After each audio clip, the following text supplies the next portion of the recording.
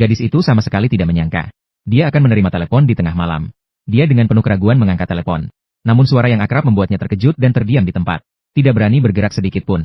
Hingga kakinya tidak kuat dan langsung terjatuh ke tanah. Dia perlahan menerima bahwa suaminya yang sudah meninggal ternyata masih hidup.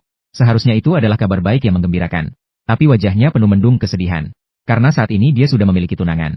Dia sudah siap untuk menyambut kehidupan baru. Tapi saat memikirkan bahwa suaminya ternyata kembali hidup, dia terpaksa memilih di antara kedua pria ini. Dan keputusan ini mungkin tidak hanya menyakiti dirinya sendiri, tetapi juga bisa menyakiti orang yang sangat dia cintai. Dalam dilema, dia mengeluarkan barang-barang peninggalan suaminya. Aroma lama yang familiar tiba-tiba menyergapnya. Seketika membangkitkan kenangan indah antara dia dan suaminya. Mereka pernah menjadi pasangan yang ditakdirkan jatuh cinta pada pandangan pertama. Dari dua hati yang saling tertarik terjun ke dalam jurang cinta. Bersama-sama menjelajahi dunia dan mengunjungi setiap sudut. Hingga saat dia berlutut melamar dengan janji setia abadi. Dari aula pernikahan yang suci, menuju rumah kecil tempat mereka saling berpelukan. Cinta mereka selalu erat bagaikan lem dan lak. Tidak peduli kemanapun mereka pergi, selalu tak terpisahkan. Namun demi syuting film dokumenter, suami harus pergi jauh. Begitu dia pergi, tidak ada kabar sama sekali. Sejak saat itu, Emma setiap hari memegang teropong dengan tatapan cemas melihat ke kejauhan. Dalam hati terus berdoa berharap dia bisa segera kembali dengan selamat. Namun yang datang justru adalah kabar buruk suaminya jatuh pesawat.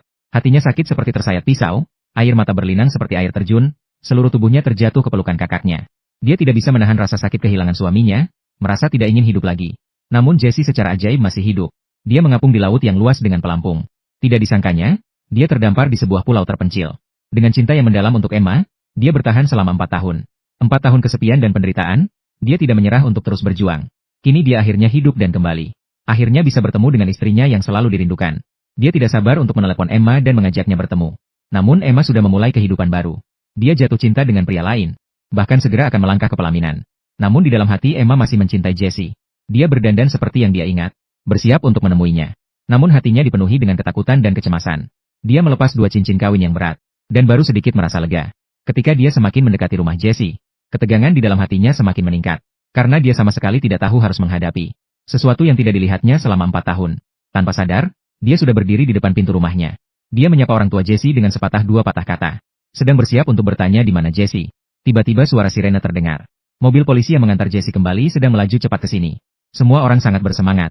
Hanya Emma yang merasa panik di dalam hatinya. Rambutnya acak-acakan seperti sarang burung. Jenggotnya berantakan. Dipenuhi keriput dan masih berbau kuat seperti air laut. Semua ini membuat hati Emma terasa nyeri. Meskipun 4 tahun telah mengubah penampilan Jesse yang tampan. Namun cintanya padanya tidak pernah berubah. Jesse memeluk Emma erat-erat, enggan untuk berpisah. Namun belum sempat mengucapkan beberapa kata. Dia sudah dikelilingi oleh para wartawan yang muncul dan bertanya tanpa henti. Jesse sudah lama tidak melihat sebanyak ini orang. Dia mundur beberapa langkah dengan gelisah. Melihat pemandangan ini, Emma segera memutuskan